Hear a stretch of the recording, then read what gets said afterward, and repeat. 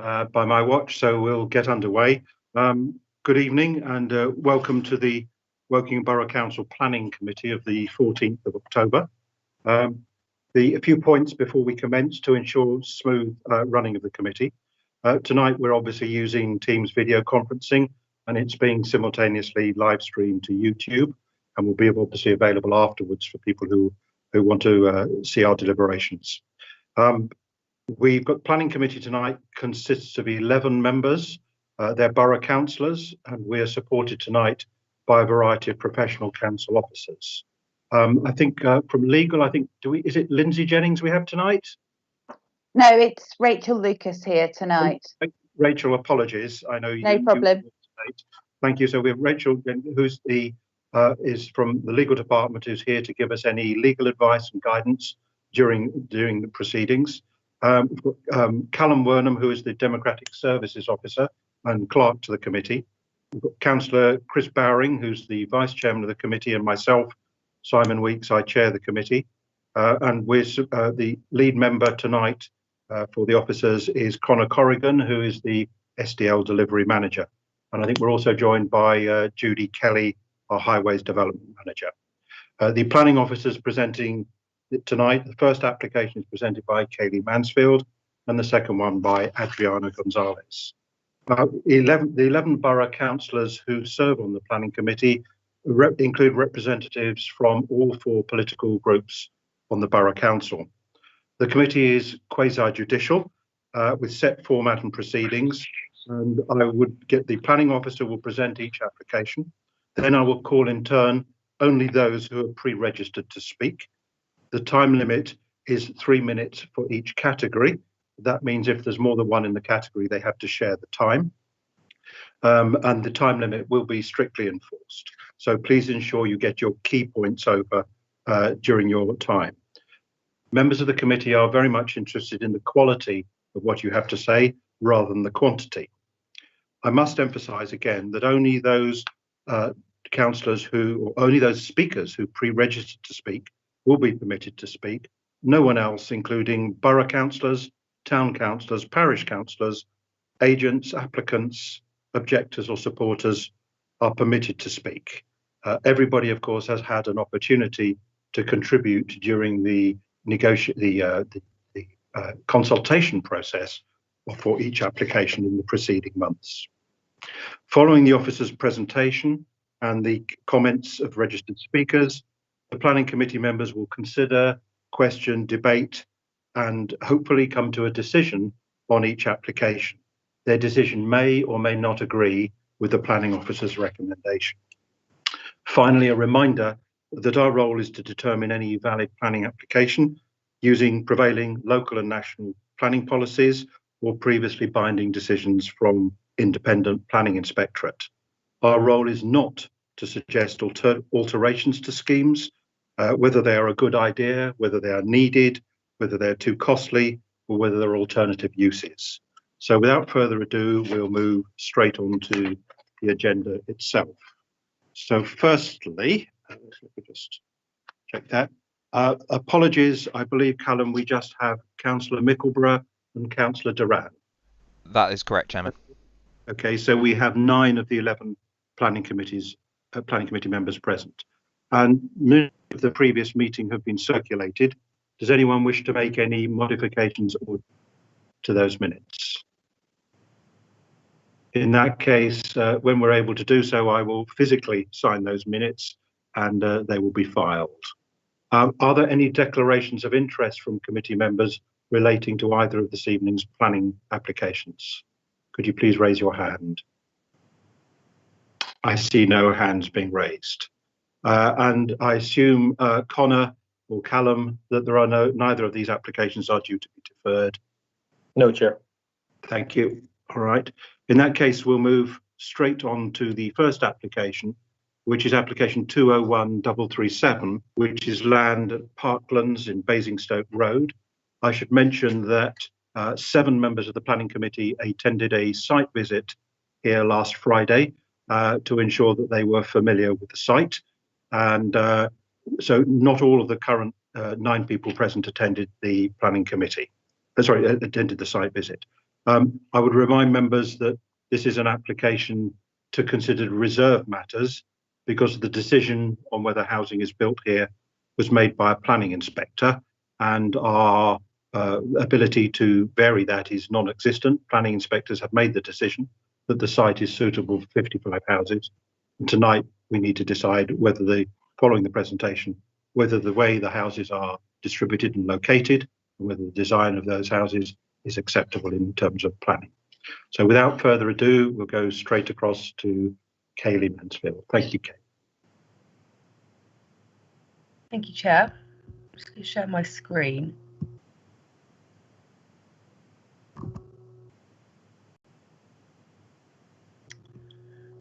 Is there anyone that can't see the presentation?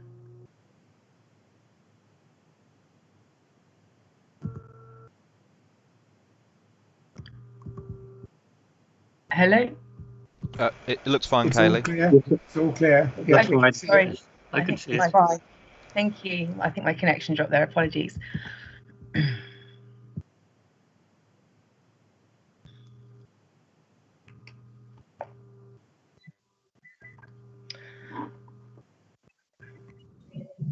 This application is for reserve matters. Is the reserve matters application for land at Parklands for the details relating to scale, appearance, layout, and landscaping for 55 dwellings. The principle of residential development in this location is approved by the appeal and therefore accepted. Details of the SANG and 2 access arrangements are also approved by appeal and not for consideration in this application. So here we have the application site dotted in red, set in the context of the wider south of M4 SDL. As you can see, the application site is located to the east of Basingstoke Road, between the villages of Spencerswood and 3 Mile Cross, and located within the south of the M4 SDL. Here we have the location plan. The blue line indicates the approved SANG, which was approved at appeal, and the red line indicates the southern and northern residential parcels either side. This plan also shows the Brambles development to the south of the site. I don't know if you can see my cursor, but it's to the south of the site, and the Deerleap Park development to the north. The public right-of-way, footpath 20, runs down the eastern boundary of the site, north to south, sorry. So here we have some images of the site. This view is taken from the northwestern corner, as indicated by the star and the directional arrow, which provides views of where the northern parcel housing will be generally, and you can't see the southern parcel because of the existing landscaping, but the SANG and the existing southern parcel will be beyond that row of hedging.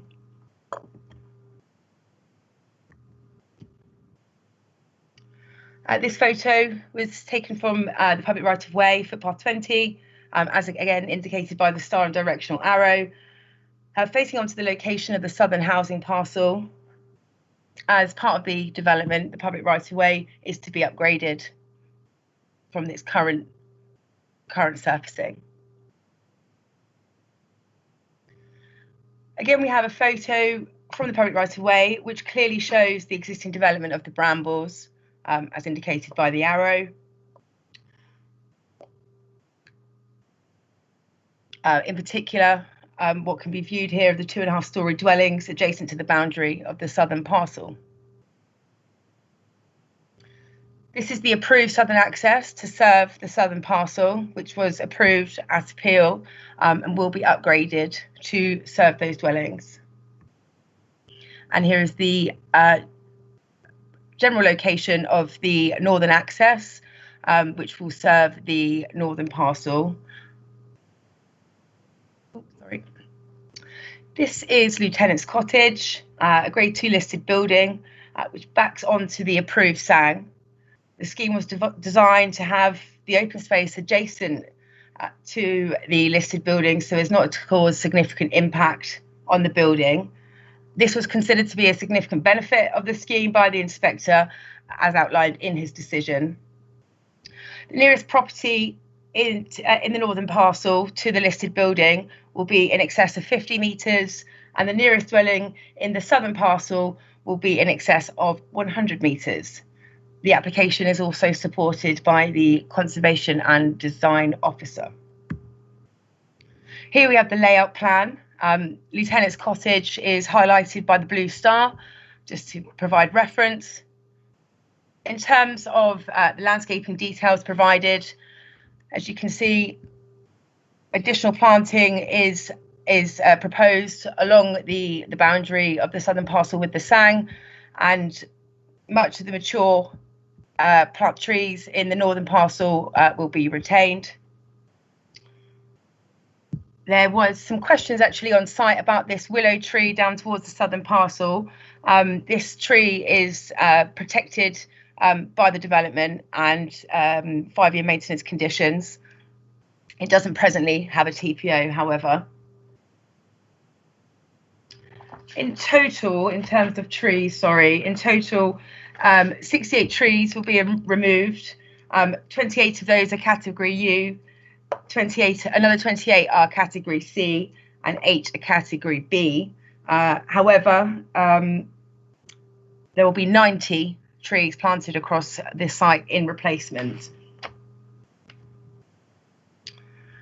So in terms of density, the overall density of the southern parcels with SUDS area, access area, open space actually results in 18 dwellings per hectare, which is lower than indicated in the report, and certainly an appropriate response to the respective settlement edge boundaries. In total, there'll be 29 dwellings in the northern parcel and 26 in the southern. Some of the proposed gardens don't quite meet the 11-metre standard as indicated in the design guide. However, upon review, it was 8 in total, sorry. Upon review, 5 of these dwellings actually provide rear access to allow for direct access to the back of the house for refuse and cycle store. And the other 3, although not meeting in depth, they were much wider because the house type was wider, and therefore the space proposed for those houses was considered acceptable. With respect to the internal space standards, this was raised in Chairman's briefing, the internal living space standards for all of the dwellings are acceptable, other than meet standards, other than the affordable dwellings which provide suitable living space to standards. However, they don't quite meet the storage requirements. However, on balance, we find that to be an acceptable proposal. The separation distances between the dwellings on Prior's Gardens and the southern parcel have also been assessed and considered acceptable.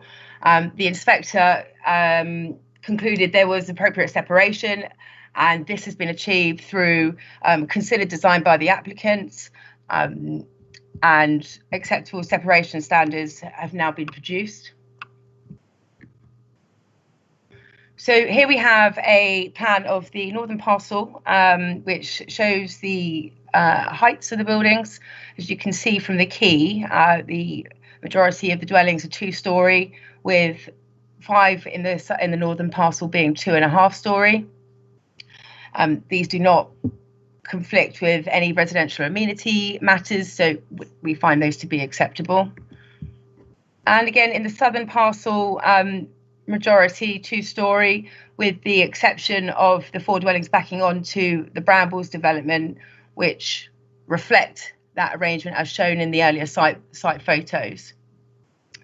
Here we have the mix of dwellings across the site. As you can see, they're well distributed. In the northern parcel,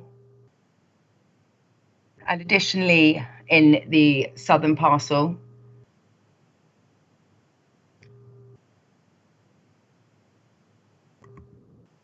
here is the affordable housing arrangement in the northern parcel, with shared ownership indicated in light blue and the affordable rent indicated in orange. And within the southern parcel, again, reflects shared ownership in blue and affordable housing in orange. The overall spread of these dwellings is considered acceptable and is supported by the affordable housing officers. Sorry, just to say, the overall mix of the affordable housing will be for shared ownership. 6 of the dwellings will be 3-bed, 4 of the dwellings will be 2-bed, and the affordable rent, 1 will be 3-bed, 4 will be 2-bed, and another 4 will be 1-bed. So here we have the street scenes, CGI street scenes. This street scene is of plots 46 to 52 as indicated, which are located in the northern parcel facing onto the Sang.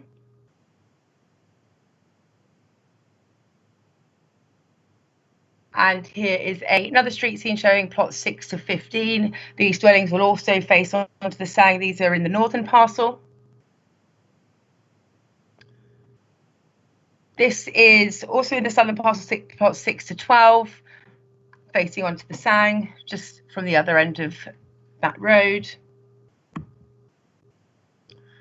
And this is the street scene CGI of plots 22 to 26, which are facing the Basingstoke Road. The design is considered to be sensitive to the site location and its constraints. The applicant has made concerted efforts to deliver a non-standard house type on the site, producing a modern traditional approach acceptable in this location. As such, the reserved matters are consistent with the principles and parameters established by the Outline Planning Commission, which themselves reflect the Council's adopted policies and guidance for development within the south of the M4 SDL. It is considered the application will deliver high quality development in accordance with the Council's spatial strategy and vision, and would not result in significant harm to local amenities and can therefore be recommended for approval. Just before I conclude, if I could ask members to have a look at the members' updates. So from page 16 to 24 of the agenda results in an amendment to the wording of the recommendation to be replaced entirely with the recommendations, conditions and plans outlined in the members' update. Page 41, paragraph 84, the members' update provides further clarity regarding the estate roads. Page 41, paragraph 85, further information on confirmation of the Section 106 agreement. Thank you, Chair. That completes my presentation. Okay, thank you, Kaylee. Just to remind those listening that 7 of the 9 members of the Planning Committee present attended a site visit and looked at the site from both the northern and southern elements, and also from the Sang that separates the 2 elements. So Callum, could you remind us firstly, or introduce each of the first person that we have registered to speak, please? Yes, of course, Chairman. And the first category of speakers are splitting the time a minute 30 each. So I will verbally, I'll unmute myself when the 90 seconds is up for the benefit of the speaker. So first up, we have Mr. Harry Glossop, who's a resident speaking against the proposal. Right. Thank you very much. Good evening, Mr. Glossop. If you'd like to give us your succinct views on this application. Good evening. Very happy to be here. Thank you for having me. So I'd like to break down 3 issues that I have with the design. One is the concentration of homes around the sites marked 35, 36, 37 on the application. These are the affordable houses in the southern section. They adjoin 2 other gardens, and also they adjoin 3 gardens that already exist facing into that space. So this has kind of created a situation where everyone is gaining 2 or 3 new residents, whereas when the Brambles was put down, people would only gain 1 resident. There's a lot of new houses coming into that area specifically. Also, because that's on a hill, that could lead to oversight. All the bedrooms will be facing each other. There's an issue of privacy there, but also of light pollution. So all those bedrooms will be facing each other. And from the layout of the lighting, I've seen it's more than likely that I'm going to be facing into at least 2 street lights either side of those houses. So we're in the position that in this particular area, there's going to be three houses facing one way, 2 facing another way, and 3 existing houses facing into this circle. And I think it will create an unnecessary concentration of houses in that area specifically.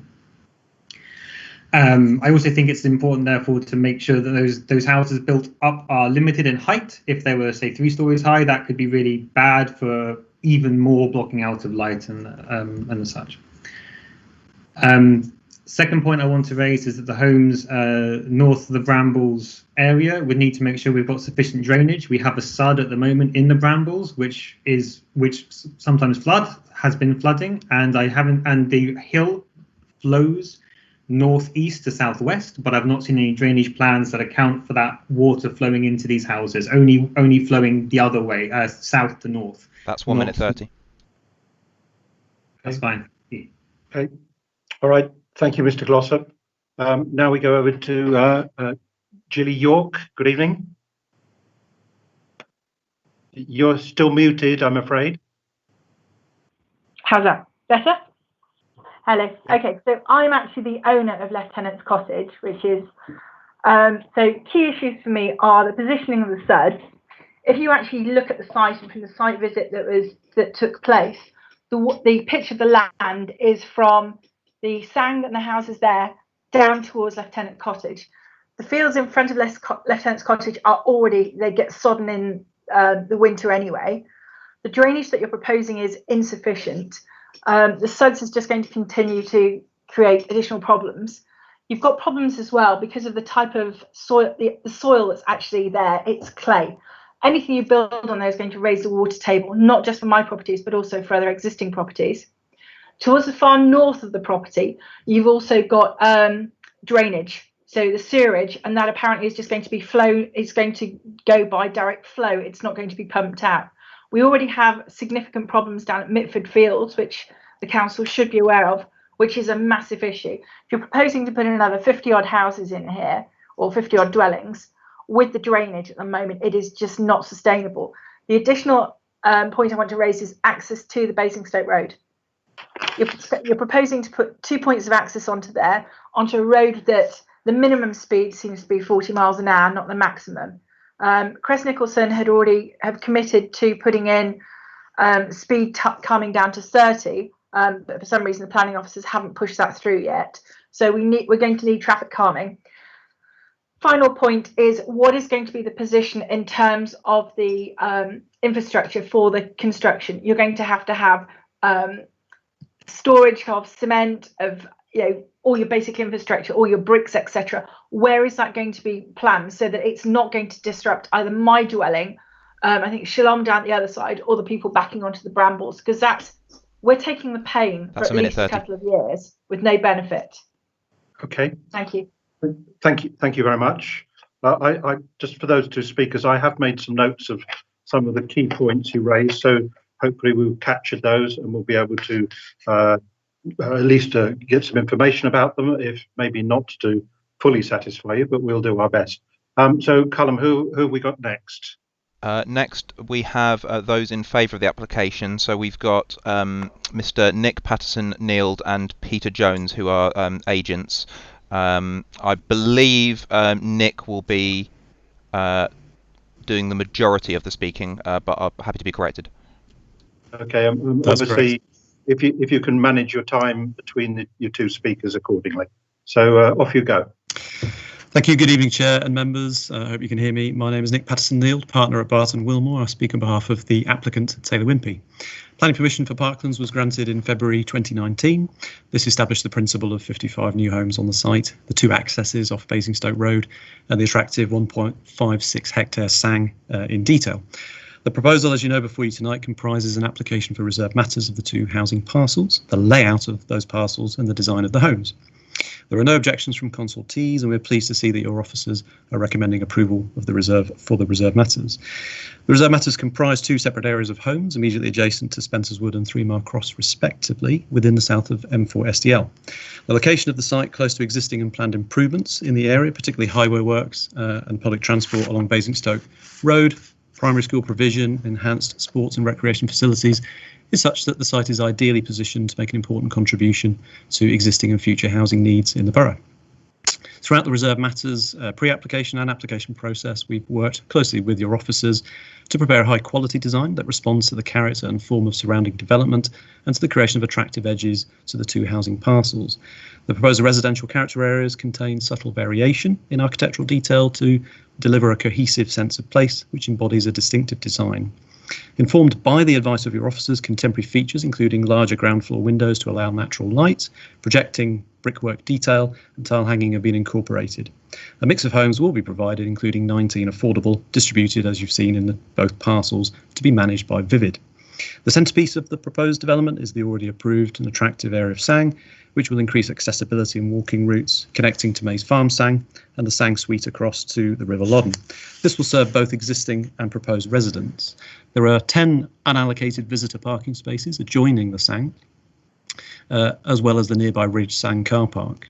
The proposed reserve matters built form and layout will be a unique setting which benefits from the mature landscape features forming the heart of the proposal.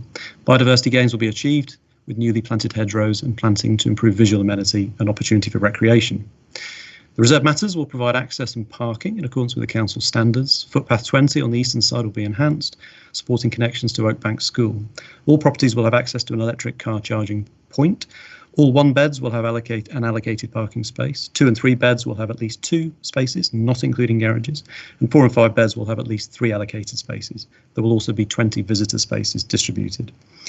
In response to the previous speaker, the back-to-back distance between plots 35 to 37 and 15 Priors Gardens is 22.3 metres at its closest point, in accordance with the council's design guide, and the 3 plots only have a single window facing.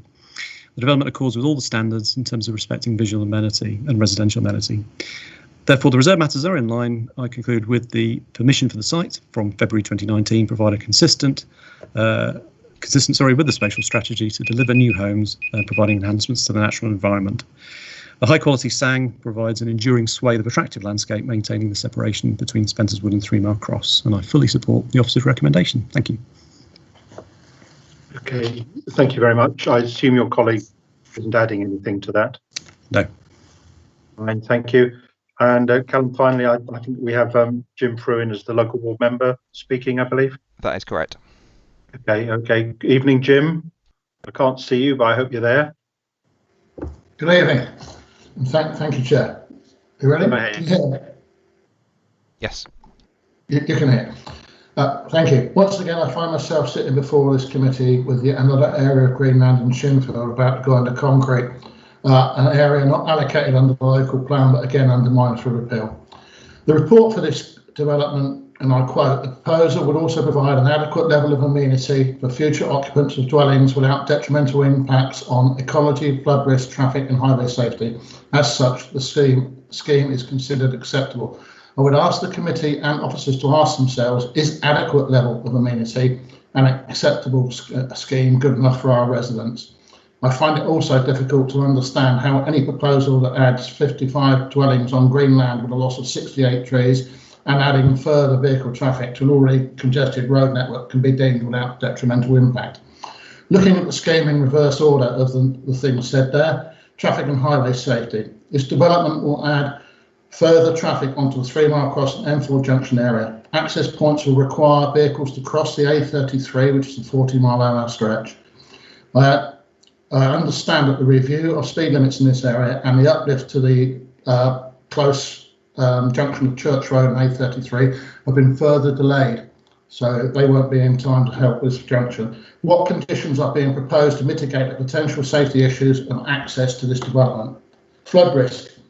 I noticed the report states a number of flooding and drainage policies referenced. What is not mentioned is the reality of the area. The repeated sewage and surface water flooding incidents in the 3 Mile Cross area that are now regularly occurring. Adding to a waste system that already has issues seems illogical, detrimental and an ongoing health risk. What level of confidence can residents have that this application will not simply add to these issues? In terms of what have been able to find solutions to these existing problems for many years, what conditions are we looking to apply to provide some level of resident confidence? Ecology. At a time when Woking is rightly taking a range of climate emergency activities, here we are seeking to remove 68 mature trees. Design states they will be replaced with 90 new trees, which is a good intention, and I applaud that intention. However, we do not have a good record in other developments across Shinfield in actually delivering replacement trees. What safeguards are being proposed to ensure tree replacements actually happen on this site? The report states 6 species of bats were identified in the zone of influence on this site. It's a lot of bats. The proposal is to provide 5 integrated bat boxes into the new buildings. At a time of social distancing, that's not even 1 per species. Can we have a look at this, providing some more conditions on this capability, please? Finally, the report recognises that since permission in principle for the residential development was given, the AWE emergency planning zone has been increased to include this site. While it was not in place when the principle was approved, it is in place now. What safeguards and conditions are we looking to make sure that these provisions of the emergency zone are taken into consideration? As a ward member for Shinfield, I will ask the committee to take these comments into consideration. Thank you. Okay. Sorry, can you hear me? Yep. Yeah. Thank you, Jim, for your comments, and thank you for the other speakers for respecting the time limits. I have made notes on those. So I think before we go to members, I think it would be useful if, because there's obviously going to be some other questions from members, if the case officer, with appropriate assistance from other officers present, if necessary, could address some of the points raised. And the first point raised by Mr. Glossop was the impact of the plots 35 to 37 on the existing properties. I'm looking for confirmation that the distances all between these properties and the existing properties all meet or exceed a borough standards first. Kaylee, are you able to elaborate? Simon, do you want me to answer that? Whoever feels best able to give a clear answer. Yeah, so the scheme is policy compliant. The back-to-back standards have been met. It's 22 metres back-to-back for houses. I know the resident next door in the Brambles did say about the number of units being located to the rear of the Brambles. From a planning point of view, it's not relevant as long as it meets the standards. There clearly is a slightly different character between the Brambles and this site, but again, it meets our standards. So there's from a planning point of view, there's nothing we could do in terms of privacy on that note. In terms of back-to-back, those standards are also to account for that. The main issue when it comes to privacy is not to have basically living areas, so kitchens and living rooms overlooking bedrooms where you can. And in this case, it would be there is overlooking clearly because they're next door, as with most urban areas, but it is bedroom to bedroom. So that the standards have been met. So that is the reason that the number of units in the south are acceptable. Could you clarify the residents' comment about the difference in levels between? When we saw the site visit, the land was sloping. I appreciate it wasn't particularly steep, but it was certainly sloping. How is that accommodated? Yeah, so that again, that's the context. I mean, we wouldn't then look at the over 3 stories in the design. There is about I think that it's probably more than it looks. I think it's about 2 meters and slightly over 2 meters in terms of levels difference between the houses and the Brambles and that site. The inspector actually, we referred to the inspector at the appeal in terms of having some concerns. Now, what the developers have done is they responded to that. They've actually moved the properties away from that boundary. And the site does fall to a more level, so it goes from about 2 meters, slightly over, to about half a meter higher as you move south. So that was considered as part of the scheme in terms of the location and layout of the buildings on the site. Okay, thank you. street lights, talking about glare from street lights. Can this be addressed? I mean, you often see in urban areas, you see what I think are termed shields on street lights, so that the light from the street light illuminates the area it's intended to, rather than present a sort of an annoying light to neighbours who don't benefit from the presence of the street light. Yeah, again, you can put cowls on them, which prevent that. I mean, modern lights are quite good. They don't have a lot of glare, but you can obviously still see them. The lighting scheme will be addressed as part of the more detailed design conditions that we look at, and we normally try and prevent lighting columns next to windows. But if there's a perceived issue on the brambles, then we certainly can look at putting cowls on those elements, and we'll look at the positioning of them. And the height, because on the scheme we originally didn't want full height poles, and that'll be looked at in a bit more design terms as we move forward. Okay. Do you think it would be helpful if perhaps if we reach a conclusion on this, that we included an informative on this to remind all those involved that we are seeking something such as this? I think you could. There's no harm in doing that. Okay, thank you. The other reference was to the height. Now, my understanding is these are not 3-storey dwellings proposed at this location? No. Yeah, because the resident said that 3 stories wouldn't be acceptable, just to confirm that they won't be 3 stories. There were issues raised about suds and the impact of drainage on the brambles. Yeah, we are aware there is issues. There is issues in the local area, and there has been over time. Generally, the rule of thumb is developments actually are much improved drainage over greenfield sites, so the runoff is not as quick. The whole purpose of SUDs is to capture the water and not let it run off. Taylor Wimpey, who are the site prospective site purchasers, they may have bought the site. They have actually got a plan in place to improve the drainage from the brambles through the site. As far as I'm aware, we've been in lots of discussions with them, but obviously they don't own the land, so they can't go in and do it. But we have got a scheme in place, and we've been in lots of discussions over this. But generally, the drainage has been reviewed. It's been deemed acceptable, and it would be an improvement over the existing greenfield. Okay. All right. Okay. Right. If we could now come on to the points made by Mrs. York. There was you referred to the efficiency of the drainage, which I guess is what you've just referred to, Connor. Obviously, however effective the drainage on a new development is, it is only going to be truly effective if adjoining landowners also maintain their element of ongoing drainage.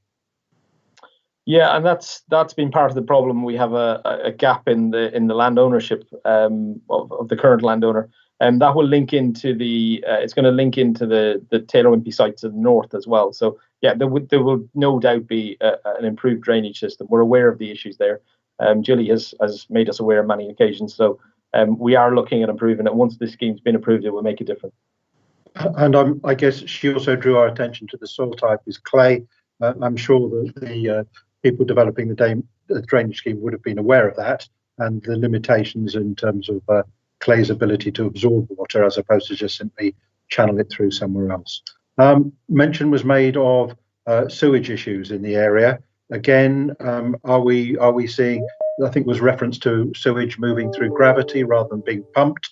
Is that deemed adequate, and is that simply because there is a change in elevations there, it's not necessary? I'm not sure. I can't actually comment on the gravity fed sewage system. I know there is pumps locally. I mean, given the levels there, I would suspect a lot of it would be gravity fed. Thames Water are obviously the statutory provider of sewage within the area, and they haven't objected to the scheme. I think they probably do need to do some improvements locally, but in terms of the plan, it's all very well then not objecting, but clearly they have an obligation to ensure that the existing sewage system either has sufficient capacity or needs to be upgraded to take the output from a further 55 houses. Yes. Okay, right. And the last bit I think cover there was the issues about speed and the Basingstoke Road and the intention for the speed limit to be reduced, which we're hearing has been lost or deferred. Could you clarify on that, please? Or would that be... I'll refer that to Judy. She's the expert in highways.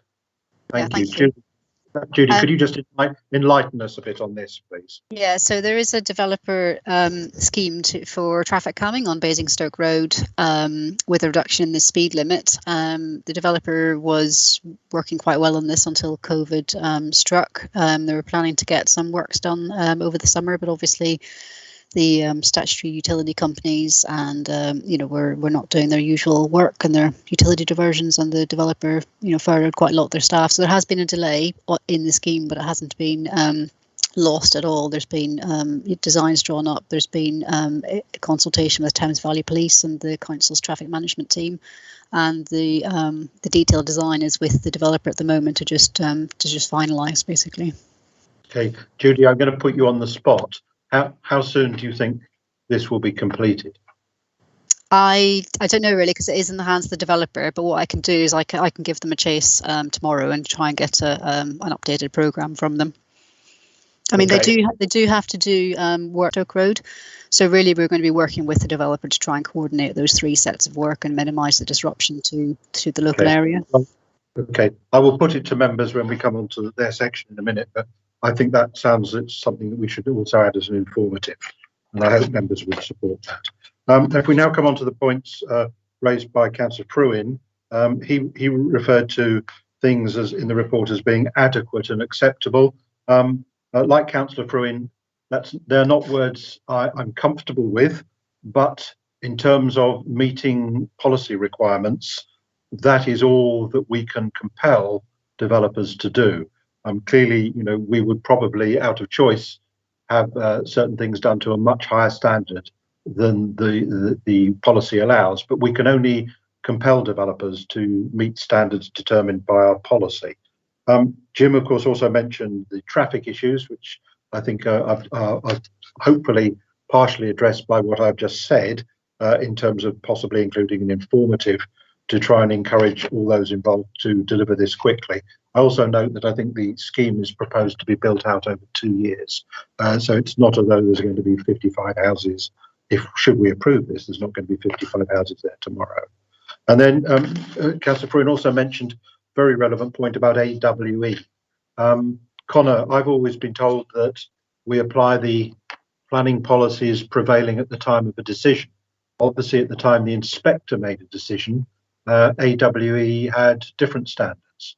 Where do we stand now that we're looking at a reserved matters item and the AWE have changed those standards? Yeah, so that's really, if this was a new planning application that hadn't got approval, we would consider the AWE's reserve matters are in essence, they're not a planning permission, they're a condition. That's what you call them, a detailed condition of design. So yeah, in terms of the emergency planning zone revision, it's not it doesn't affect this scheme. In any case, the numbers are quite low, so they could be accommodated within the existing plans. Okay, all right. Thank you very much. I'm now going to throw this open to members. We don't have a ward member sitting on the planning committee, so could all those who have questions or points they wish to make please indicate, and I'll try and come to you each of you in turn. Right. Well, the first one that's popped up for me is Stephen Conway. So, Stephen, straight across to you. Thank you very much, Simon. You, in fact, have asked most of the questions I was planning to ask myself, and you've got responses to them from the officers. I was particularly going to ask about the ONR's latest rules issued on the 22nd of May and whether they actually had an impact on the principle of development, but clearly, from what Connor's said, they don't, in this case at least. So therefore, we have to accept that the principle of development has been established. Our hands are really tied by the appeal inspector's decision, and we really are now just dealing with the issues specifically on this reserved matters. And I think it's important to recognise that there's a limit to what we can do with this application now.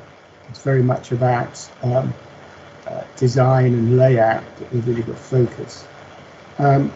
My other questions really did relate to design and layout, and they related to drainage, but again they've already been addressed by you, Chairman. I was concerned that we got answers to Mr. Glossop's points, but we now have had some detailed answers about planning policy and how they're compliant with that. And I was concerned about drainage, and I don't know. Did you suggest that we should have an informative relating to drainage as well? I'm not sure you did. No, I think you had lighting and traffic speed on the Basing Stoke. Yeah, I would suggest if you didn't, then there's a good opportunity to add an informative on drainage. Perhaps you'd like to give some considerations to the wording of that while we continue this discussion. Yep, thank you. All right. Who else have we got indicating to speak?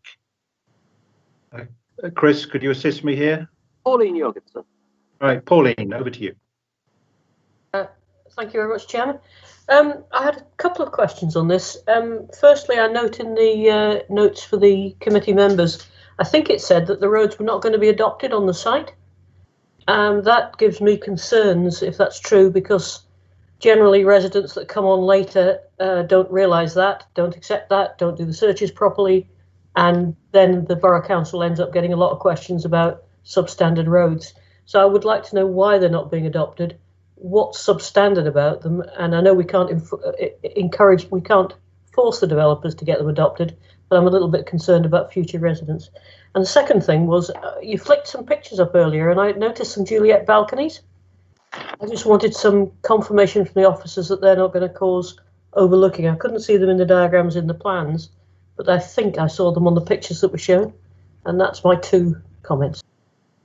Okay, Pauline, I can probably answer the one on the Juliets. They overlook the Sang, so they don't overlook. Good. Okay, thank you. And Kaylee, are you able to address Pauline's other question? I can take that if you like, on the highway adoption. Thank you. Yeah, so you're right, Pauline. The developers are under no obligation to offer their roads for adoption. They will be ensuring the roads are built to as adoptable a standard as they can be, but there's a couple of things. I think it was mentioned earlier that the street lighting is going to be slightly different from what we would normally see on an adoptable scheme, and the reason for that being ecology and landscaping to do with the sign. And the drainage system is going to be a combined private sort of highway drainage system. So again, not the sort of thing we would adopt. However, we have secured heads of terms for a Section 106 legal agreement, which basically secures everything that we would secure in a highway adoption agreement, including our council engineers, reviewing the specifications that are going to be used on the site, inspecting the works as they're being carried out, management company being set up, and the site being maintained in accordance with a standard that we would expect adoptable highway to be maintained. So we're doing everything to make sure that it will obviously not compromise the future residents on the site. Thank you. So could I summarise that as they are going to be varied from the standard rather than substandard? Would that be fair? That's correct. Thank you very much. Okay. Any other points, Pauline? That's all from me. Just picking up on Pauline's point. Since we have a representative from the legal department here, just need to get some clarity that in a situation like this, to avoid the difficulty of at some future date, residents of a new development contacting the council to say the road's in poor condition and needs fixing. How do we ensure that when legal searches are done, particularly on new properties, that it is made clear to them that the road is not likely to be adopted, and therefore in essence it's the problem of the resident or the developer rather than the council? Are you able to provide any clarity? Unfortunately not, Chair. That's really a conveyancing question and would be a matter for a conveyancing solicitor. I'm not familiar with what would come up in searches, unfortunately, but clearly when purchasing a property, it is incumbent on purchasers to carry out due diligence and ensure through their solicitor they understand the content of any searches. And I don't suppose we can prevent people from contacting the council with questions, but the response they will receive is that the road is unadopted. Yeah, okay, thank you for clarifying that. That's something can take up quite separately as a general point. So thank you. Would it be sensible to put some form of informative on the planning application that asks the developers to make it clear to the people who are buying the houses that the roads are unadopted. I was just going to add, actually, that the Section 106 agreement to cover the private roads would be registered as a local land charge against the site. So it should flag up in any searches, and it should be clear within the heads of terms agreed with the developer that the roads are not to be offered to the council for adoption in future, and that there is this agreed maintenance schedule so that the roads shouldn't fall into disrepair. So if they're doing their searches correctly, that should flag up quite clearly. Judy, that's helpful. Thank you. Does that, do you think, I think that addresses it. Would you agree, Paulie? Yes, I think so. Okay, thank you. Who else have we got wishing to speak? Abdul. Abdul next. Good evening, Abdul. Please go ahead. Good evening, Chair. Good evening. Hi. I think I had one of the local ward member, Jim Fearon, said this is not in the local plan. So I'm going to read a paragraph from our development framework core strategy document. Is this the, although it's a reserved matter, we might not be able to go back. Just to clarification, is this CP19 south of M4 strategic development location within the area identified south of M4 motorway a sustainable, well-designed mixed-use development will be delivered by 2026, including delivery of around 2,000 plus dwelling, including affordable homes in accordance with policy CP5. So, Connor, are you going to answer that? Yes, Simon, I can. Yeah, so it's within the. So it is. Yes, it's within the SDL area, but it wasn't an allocated site as part of it. Obviously, the planning appeal established the principle. So yeah, it was within the SDL, but not an allocated site. Okay, so for those residents watching, so it's not in a green belt, is it? No. Okay. There's no green belt south of the M4 in Wokingham Borough. Just for, thank you very much, Connor, and thank you, Jack. Right, thank you. Who is next? Malcolm. Malcolm, over to you. Thanks, Simon. 3 or 4 questions. Some of them are very easy. When I was there on Friday, I was speaking to the officers and I asked my usual questions about roads, about widths and so on. They said the roads are obviously going to be wide enough, and she mentioned one of the widths, but I'd like to ask, what are the actual road widths, and are they the same wide all the way around the inside of the estate, or are they just wide on the entrance and then much narrower inside? Because that'll affect what happens if people want to park when they're visiting people. So the first question will be on the widths. The second question is on the parking. Will it says, I think there's 106 spaces allocated and others unallocated. Whichever way they split, will every single home have at least one off-street parking position, or maybe they park outside on the road? Will everyone have at least one parking space, and does that match our borough parking standards? The other one concerning a road surface is that children going to school, I'm told, there's a good walking route for the children. Is that on a road with a pavement, or is it a footpath? And if it's on a road or even a footpath, will there be lighting on that so that during the winter, where it's fairly dark in the mornings and early in the afternoon, would there be lighting for security purposes for children walking to school? Another 2 very quick questions. Where it refers to parking, it says that before any people move in, there will be a project managing strategy set up to ensure that it works. My question is that a management policy, a chargeable policy that will continue in subsequent years, or is it only a scheme that will be devised at the beginning but won't be managed on an ongoing basis? And the last question is charging points. I think I read in here that it says charging points would be available according to demand. So presumably that means no points put in automatically. It's a question of people either buying their own or perhaps collectively bidding for one? So those are my questions. Thank you. Okay, thank you. I think I can probably answer some of those myself, and I'm sure the officers will be quick to correct me if I've got it wrong. The charging points, I think I read that charging points will be available for all properties, but that often means the infrastructure is put in, i.e. the wiring is there, but they don't necessarily fit the charging point. Is that correct, Judy? I'm pretty sure I read in the parking strategy that was submitted with the planning application that each house is going to have an active electric vehicle charging space. So that would be a connected up space in the garage, or if there's not a garage, then on a post sort of next to the parking bay. So therefore, they would actually go over and above what our standards recommend at the moment.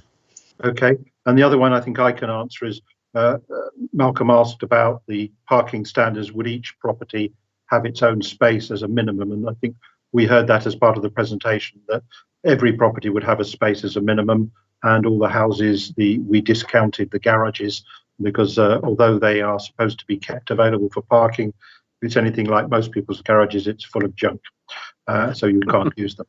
Anyway, perhaps Kaylee, you could ask, Kaylee or Judy, between you, you could answer the other outstanding questions, which were road widths, the safe and lit walking route, and the details about the management scheme were referred to.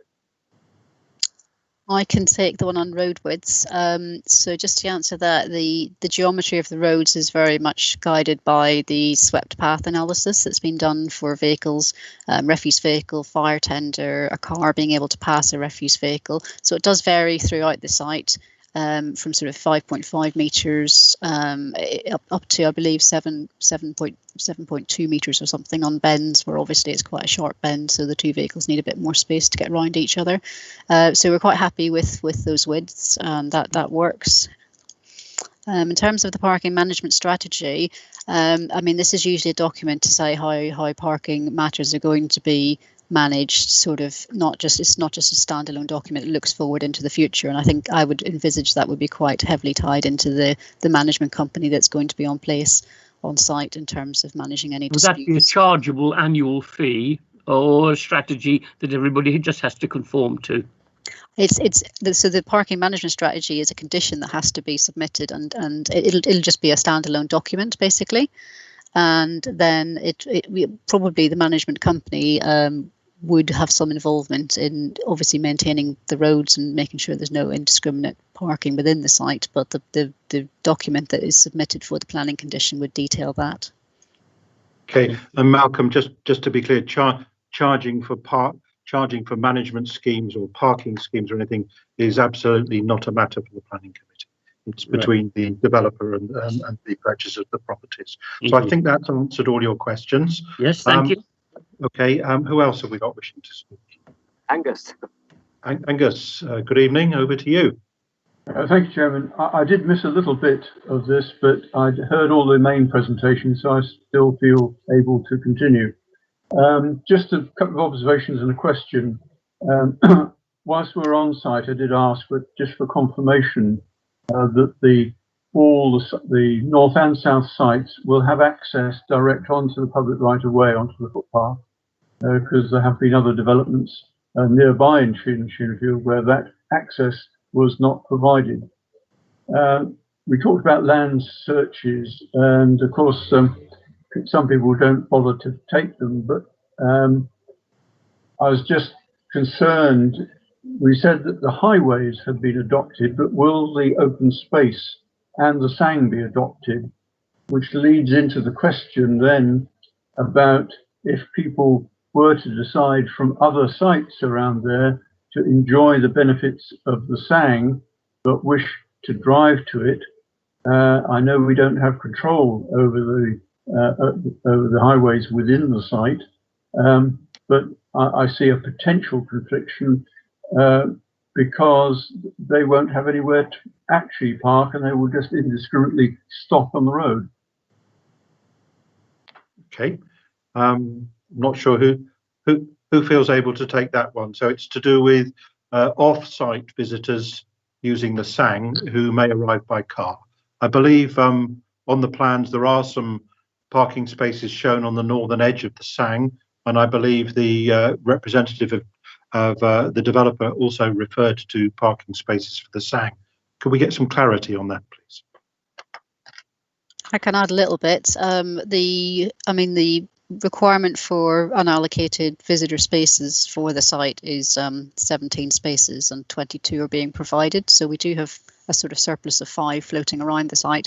And then just going back to what was mentioned before about the parking management strategy, that's one of the things I think that document would need to address if there was going to be an issue with external visitors coming and parking in the site. Then the management company might have to look into that, take some measures. But that would be an issue for the management company, since the highways within the site were not adopted. Exactly. Is that correct? That's my view, yes. Could I have confirmation about the adoption of the open space and Sang? Yeah, so the open space and the Sang would be handed over to the council. We've secured access to the public. Despite the private roads around it, we've secured public access. The idea was that you could obviously provide a much better link through. You can potentially now go from Basingstoke Road across the Sangs, so that Sang, the Maze Sang, over to the school. So yeah, that's secured by us. Good. Just from an observation of a development that's recently been completed in my ward, where there is dispute between what is the responsibility, in this case, of the owners or the highways, and what is the land for the council. So I hope that it is clear to everybody which is which. Thank you very much. Okay. Sorry, Simon, could I just interrupt quickly? I wrote down the answers for my questions. The bit I didn't note was the answer about children walking to school and if it was an illuminated route on a pathway. You're absolutely right, Malcolm. Let's try and get an answer on that. So I think your question, sorry we missed that. The question was there a safe walking route either along the road or along the public right of way, which runs the other side of the site, and were either or both lit to provide safe access during winter? Yes, that's the question. Thank you. Hi, Malcolm. I can confirm the highways will be lit, but the public right of ways won't be. So in terms of walking to school, those hours are typically within daytime hours. So we in winter. Yeah. Sorry, say again. Except in winter. Yeah, sure. But that is the arrangement across the SCL. We wouldn't put the lights on the public right of way. Okay, thank you. I would say, because most public rights of way are semi-rural or rural in their nature, I can't think of any public rights of way that are in a rural area or running alongside hedges and trees and fields that have lighting, mainly because of the potentially negative impact on ecology and wildlife. So to answer the question, Malcolm, there is a route, but it involves a route along the footway, along the roads, but obviously the unlit traffic-free routes will be available to people except in the depths of winter. Thank you. Okay, who else do we have wishing to speak? Rochelle and Gary. Okay, Rochelle, we'll come to you next. Good evening. Oh, good evening.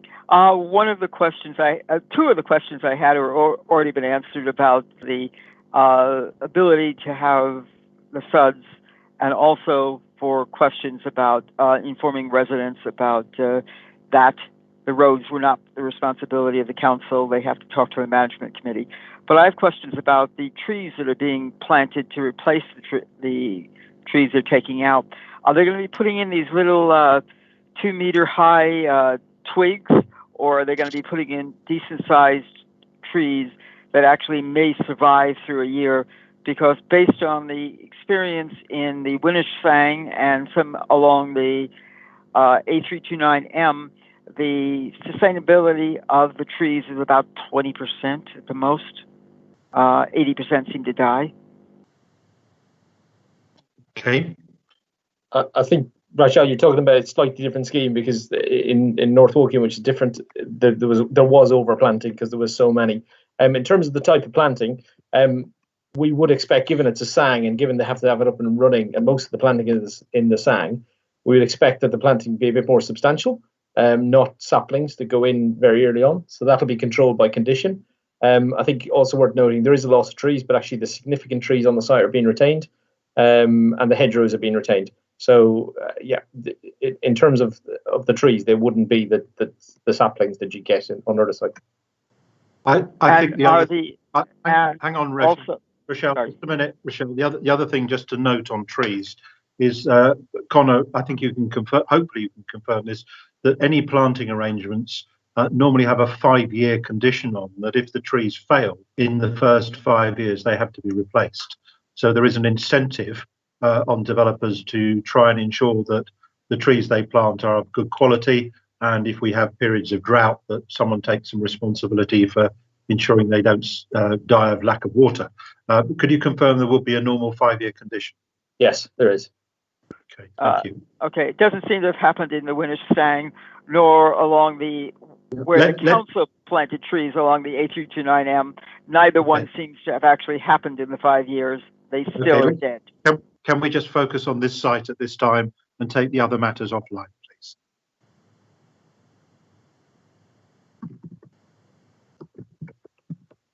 Do you have another question, Rochelle? No. Oh, thank you. All right. So that brings us finally to Gary Cowan. Gary, good evening. Evening, Simon.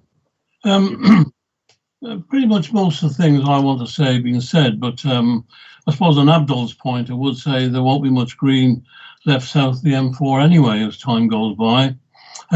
Well, I accept the principle of 55 houses because the planning inspector ruled on that, so we are where we are.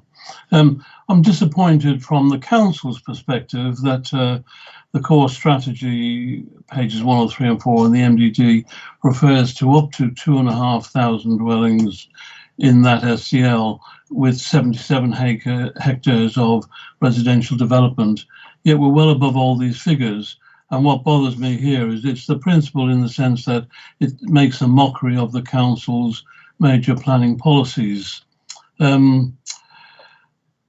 The 31 residents who objected in the report and online, Jim Fruin and the two residents who spoke, did bring up a series of points on vet boxes, highways, flooding, sewage, and etc., etc. And I do hope the officers have got the sums right on these issues. It's picking up on Rochelle's point where I'm more concerned, and that is the removal of 68 mature or mature-ish trees and replacing them with 90 much smaller trees. And as you often say to me, they have to be small to have a chance of survival, and I accept that.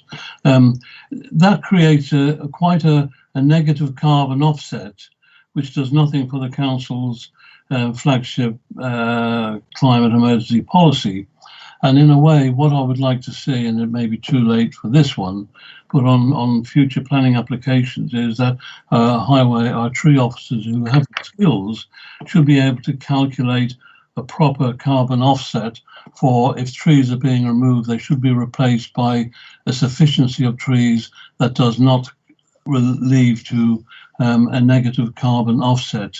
I mean, having said all of that, I would say the design of the development as development goes is quite impressive, and except for the issue around trees, and I'd like to see us look more properly at that element in future planning applications. I'm happy to support the planning application. Thank you. Okay, and finally, Chris Baring, would you like to speak on this? No, I did raise my hand, but I'm quite happy with the application. Don't actually be voting for it. Okay, all right. Gary, just to address your point about carbon offset, just draw your attention to the fact that the planning policy is currently both locally and nationally is actually silent on matters such as electric vehicle charging points. And we've actually had confirmation that all 55 properties will be provided with an electric vehicle charging point. I appreciate a charging point is not the same as a green tree, but it is a move in the right direction. So I hope you'd acknowledge that, at least, if you don't agree with it. Okay, all right. Okay, now, members, do any other members have any further points they'd like to raise on this? We've had quite a detailed discussion on this. There are three matters. Sorry, go ahead. Sorry, it's Callum here. I think Rachel Lucas has a quick clarification to make for members, Chairman. Fine, Rachel, go ahead. Thank you, Chair.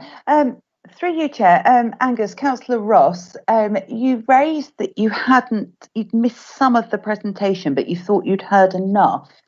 I just need to clarify how much of it you missed, because ordinarily you shouldn't be taking part if you missed it, but I wasn't sure if that was technical or what the issue was. I don't know if you could just clarify that for the benefit of anyone watching. Thank you.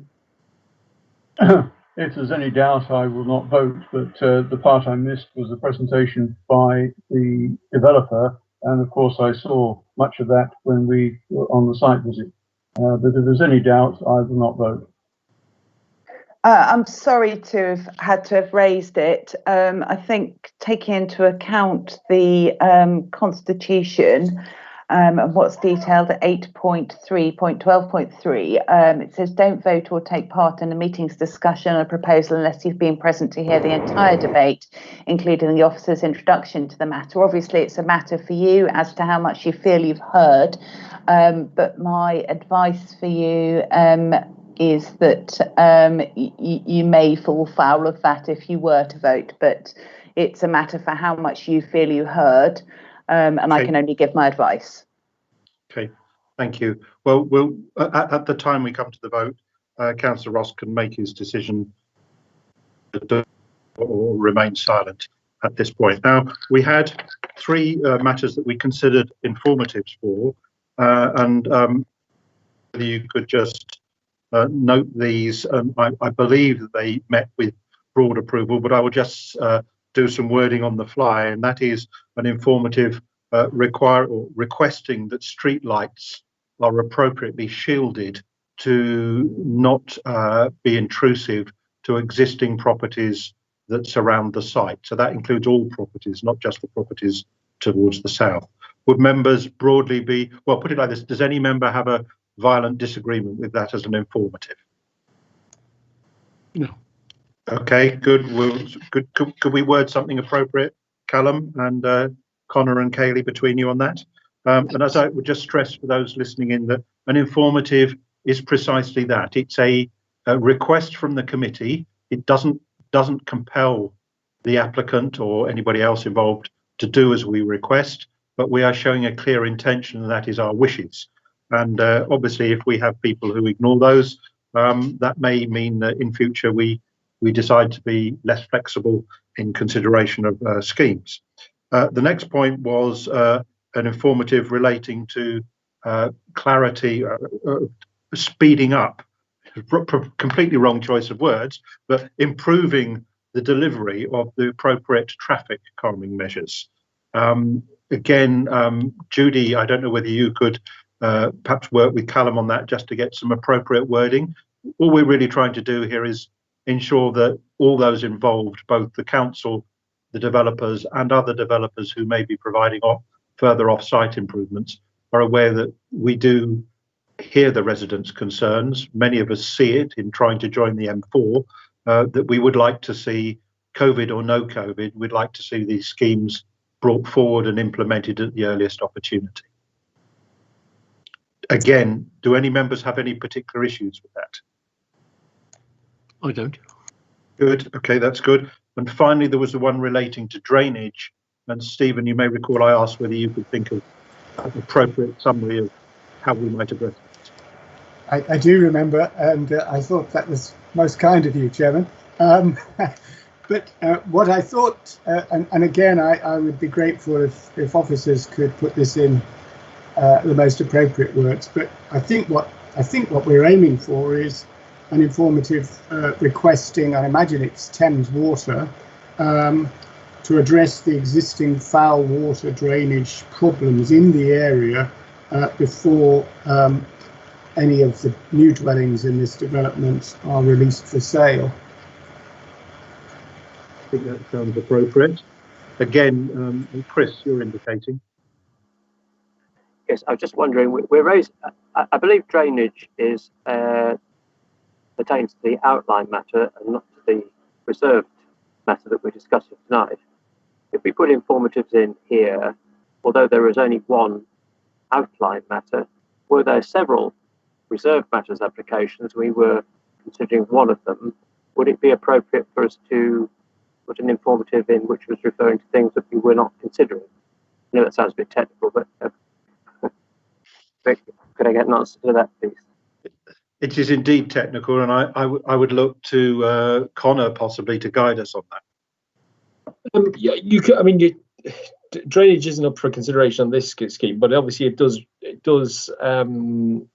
is affected by the layout and some of the elements in this scheme. So I don't see the problem with putting an informative on here with respect to drainage in this instance.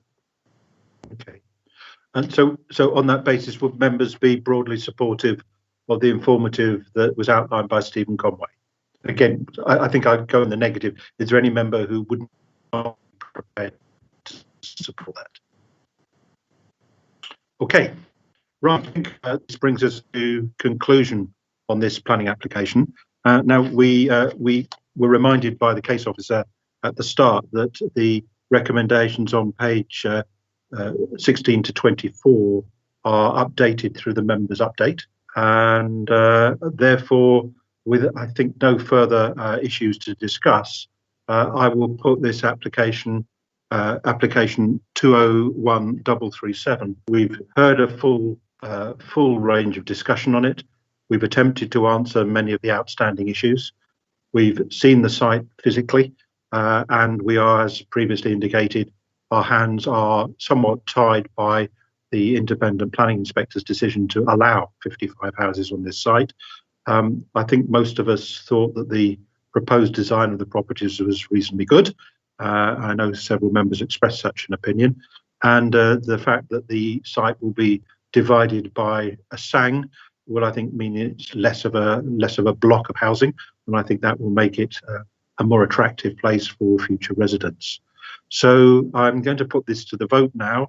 I would ask, firstly, could all members please indicate by raising their hand electronically, that is, whether they're willing to support this application with the references to the members' update that refer to the slight modification as to the scheme of approval. So could members please indicate?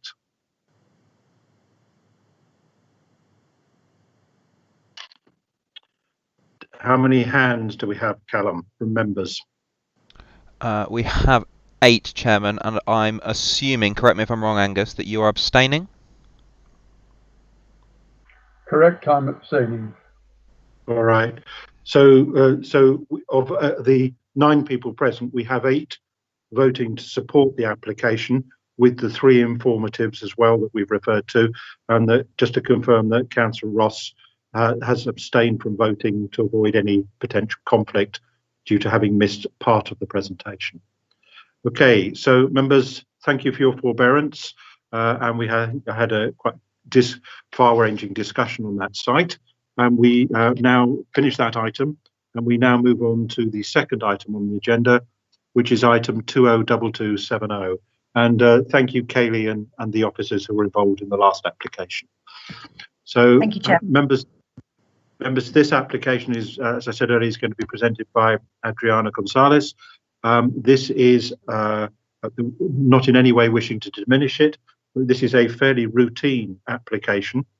It is only before the planning committee because it's a borough council's own application, and as the borough council, we think it's essential that any decisions that we make that are for the benefit of the borough council should be done with full transparency, hence it's coming to the planning committee.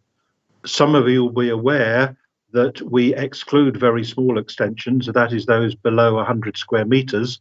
So if a school wants to put a little addition on a classroom, we normally allow that without it having come to the planning committee.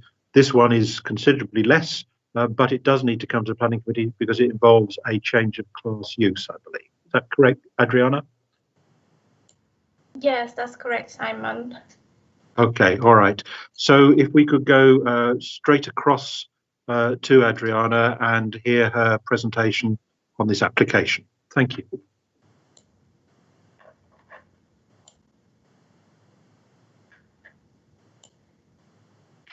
Can you all see my screen? Yes. Brilliant. Thank you. Good evening, everyone. This is planning application 202270 at 12 Rectory Road, and it is for the proposed change of use from residential dwelling to a non-residential institution with erection of 2 single-story extensions to the southwest and northwest of the property and demolition of the existing detached garage.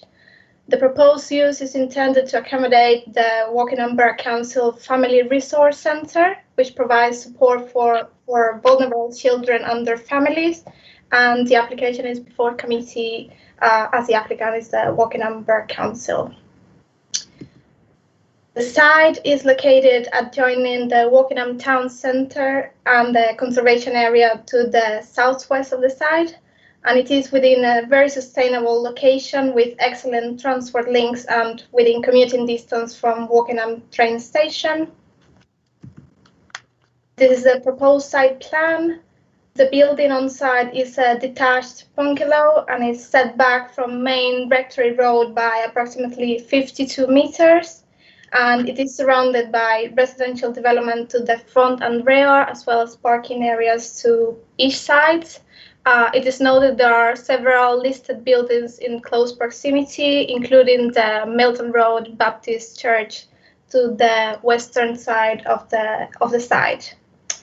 On-site parking is proposed to the eastern side of the site, as shown in the image, and this will have access through the existing vehicular access of Rectory Road. This is a proposed floor plan showing the proposed extensions to the front and rear highlighted in light blue. The proposed facility will comprise reception area, 4 individual contact rooms with separate garden areas and toilets, as well as facilities for staff. These are the proposed elevations. The proposed extensions to the front and rear are modest in scale and will appear subservient to the design and appearance of the host building. This image shows the entrance to the site and the location of the property in relation to adjoining buildings. There is a good physical and visual separation between them, which will be retained as part of the proposal. These are existing views from the front of the site, showing where the parking area is proposed at the bottom image. The existing vegetation, as shown at in the top image, will be removed. However, alternative replacement planting will be secured via landscaping condition.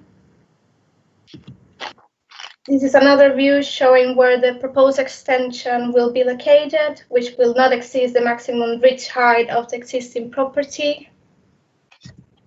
And this is another view showing the proposal in respect to the neighboring property number 12A Rectory Road, and showing there's ample separation distance between the buildings and adequate boundary treatment, providing visual screening to this neighboring property. Conclude, the proposal will bring the site into a much needed community use and will not lead to any harmful impact to local character, neighboring amenity, or highway safety. It is therefore recommended that this application is approved, subject to the conditions as set out in the report and the members' update. Thank you, Chair. Okay, we could just lose the screen.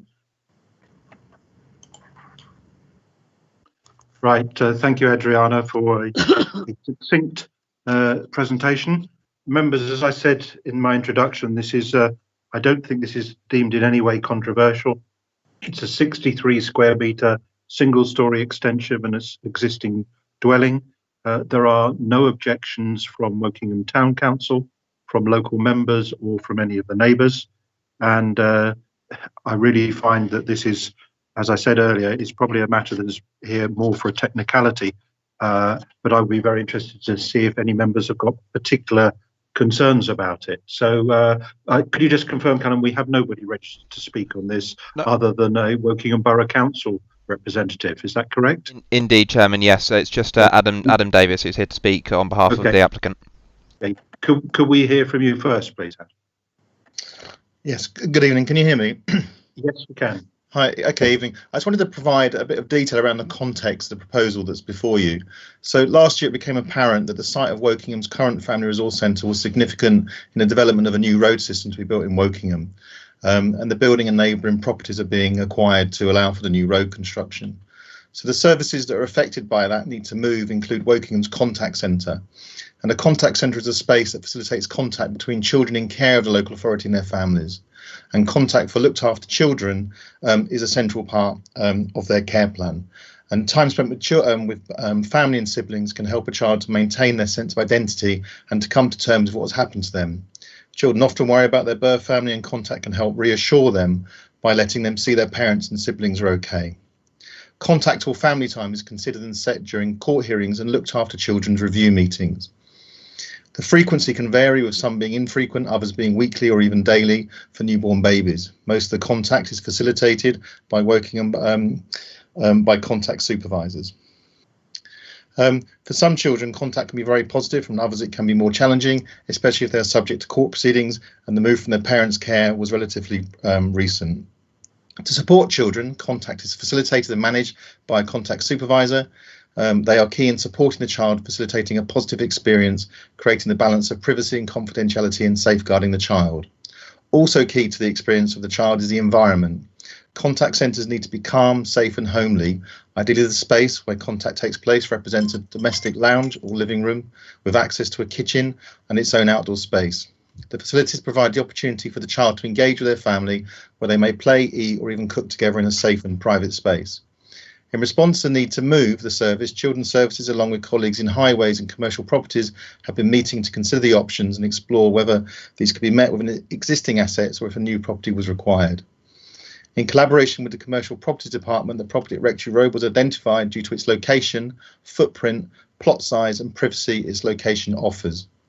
Whilst the building will need works undertaken to change the layout and bring it up to date in line with the relevant requirements, we plan to maintain the residential look and feel, and the service will operate between 9 and 6 Monday to Fridays and unlikely to be at weekends. It will be able to facilitate a maximum of 4 contacts at any one time, generally quieter during the school day and busier after school. The layout of the building will in summary be a welcome reception centre, 4 contact areas and an office space where the supervisor can record their observations. Thank you. Okay, thank you, Adam. Members, do you have any issues you would like to raise on this? Could you please, Stephen, you're showing. Go ahead, please. Thank you very much. Ward member, actually, Simon. Oh, my apologies. Yeah, I'll my defer to the board member. Yeah. You'll have to stand down, Stephen. Can we come to Malcolm first, please? Right. My apologies. It shouldn't take long.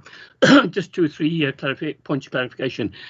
This is a community facility during the day, so presumably the parents drop the children off in the morning and collect them in the afternoon or evening, do they? I mean, that's the question. Or do they stay around for part of the day as well? And the only reason for asking that question is if they're just dropping them off at the curb and going away, or if they have to park their cars locally.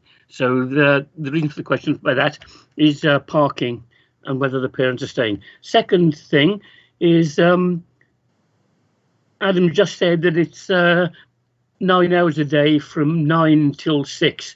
I thought I read in the document it was 9 till 7, but if it's 9 till 6, that gets rid of my grumble, because I said that's 10 hours according to the document, but 9 till 6 is actually correct. Is it an educational facility as such? If it is, does that not need sprinklers, and will it be sprinklers if it's considered educational? Another question is, will there be a resident manager there, either living on site or during each of the days it's open, in case people have issues? And if there is a resident manager, does that mean he stays overnight, and if so, where? Oh yes, and the last question. You're taking away some of the trees and the greenery, obviously because you're building things, and on the basis of a recent application we had where the tree was too close to a building, I need to ask, are there any of these trees that are so near to the building that they have to be taken away? And if not, is it possible to leave them there, leave some of the greenery there, because it's not only attractive, but greenery is useful in terms of avoiding pollution and all the other things. So do we have to take the trees, or is there a reason for it because of roots? Those are my questions. Okay, I suspect the answers here will probably be provided by a combination of Adriana and Adam. Yes. Between, can you address firstly the need for parking? So shall I start? So the thinking is that it may be that children may be dropped off by their carers. So dropped off into the hands of staff who will be there. Parents would walk to the centre from where they park, or public transport using the parking facilities in Wokingham. So the idea being that parents or people visiting would not park on site. Okay, thank you. Yeah. Could you clarify the hours of operation?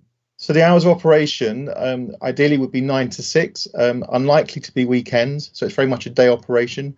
Contact for children, so most children will be at school unless they're younger, so it's likely to be more around the after school time. So there will be some activity during the day, but it's likely to be that the 4 rooms will probably be used more during the after school time to facilitate that. Thank you. I'm fairly confident. And is that 6 or 7 o'clock then? Because in the document I think it says 7. You think it's likely to be 6? I can clarify that. The reason we set until 7 is just to provide a bit of flexibility in case they need, because there's some delay with the last appointment, and that's the only reason. Okay. Right, thank you. Thank you. Thank you, Adriana. The manager? Yeah, in terms of the manager, I don't think there's anyone going to be resident there. There won't be sufficient room. It's okay. Just for clarity, I think a number of points. It's not an education resource. It's not open 24/7. There's no overnight staff there. There will be a centre manager or an operation manager who will be on site. There will be a number of staff on site to facilitate and oversee the contacts. Okay. In essence, it's being used. It's to facilitate meetings between parents and their children. Yes. With some supervision, isn't it? It's yes. not. You don't have people overnight there at all. No. And then finally, Adriana, perhaps you could answer the question about trees.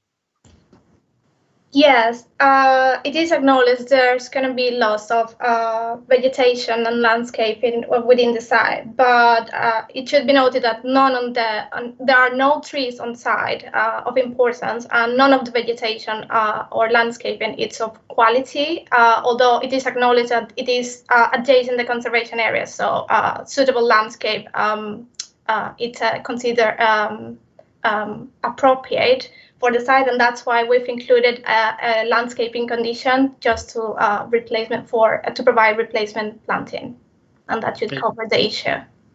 Okay, I think that's. So we don't need a sprinkler then either, do we? If it's not, there's no need for a sprinkler. Okay, thank you. It's not educational. Thank you, Malcolm. So Stephen, we now come back to you. Thank you very much. Well, Malcolm has asked a lot of detailed and very pertinent questions. I was going to ask about trees. I think that's been addressed. Really only remains for me, I think, to say thank you very much to Adriana for a very full and helpful report, and also a very succinct presentation. We should, I think, just be very mindful that this is an important community facility. It's going to make a real difference to some vulnerable young people's lives, so I support this application fully. Do we have other members wishing to comment or question? Callum or Chris, can you confirm there's no one else indicate? Oh, Angus, sorry, I can see Angus wishing to speak. Angus. Thank you, Chairman. Yes, very much for this application. I'd love to have seen sprinklers in it, but I realise the situation. Just one confirmation that the impact of any changes to the building on Foster College to the north is not significant. Okay. Sorry, was that a question or was it a comment? A question. Okay. Adriana, can you address that? Sorry, Mark, are you referring to the north property? Yes, yeah. Yeah, 13A Foster Cottage. So yeah, just to confirm, there's around over 1 meter separation distance from the proposed rear extension towards that property, and all the windows towards that side are going to be obscure glazed to avoid any loss of privacy. So no, there's not going to be any harmful input upon that property. Okay. Okay. Thank you. Any other members who haven't spoken yet who have a question? Yes, my hand has been up, but thank you, Rochelle. Go ahead, and then we'll come to Gary. So, Rochelle, next. I would like to also reiterate that sprinklers would be a good idea. Being a representative on the RBFRS, that we'd like to see sprinklers in more of these buildings to make sure, because this would be damage to this building would result in damage for the children. So it's the same kind of idea as a school. But I'd like an informative to say that they should consider sprinklers in some of these locations like this. I think any informative would have to be specific to this application, Rochelle, not a sort of general informative. And please consider sprinklers anyway. Okay, all right. Thank you. So we'll make a note of that as a possible informative. Okay, Gary Cowan.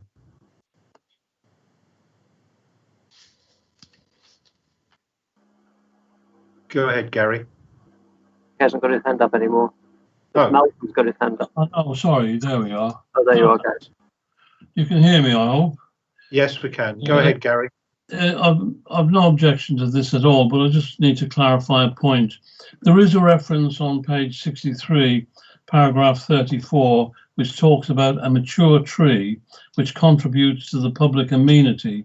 And the report goes further on to say, proposed parking bays could adversely impact the roots of this tree, and so the officers have indicated an arboreal impact assessment incorporating a method statement would be required to ensure it doesn't damage the tree, etc., etc.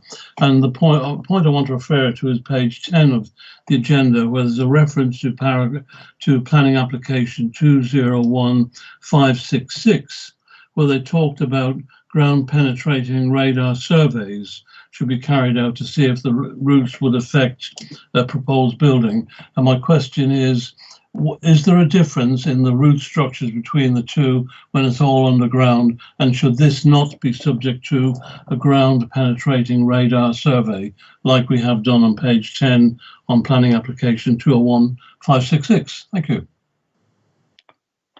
Who's going to take this one? I think, Gary, I think in terms of ground penetration radars, you would not normally use them unless it's a very significant tree. And my understanding is there's no significant trees, so category A, category B trees on the site. You can where the tree is located is next to the parking, so you can easily accommodate parking there anyway without damaging it. The main issue would be the extension. So the foundations of the extension could damage the roots of the tree. In this case, just looking at the plan, I don't see how there'd be a major impact to the tree in this case.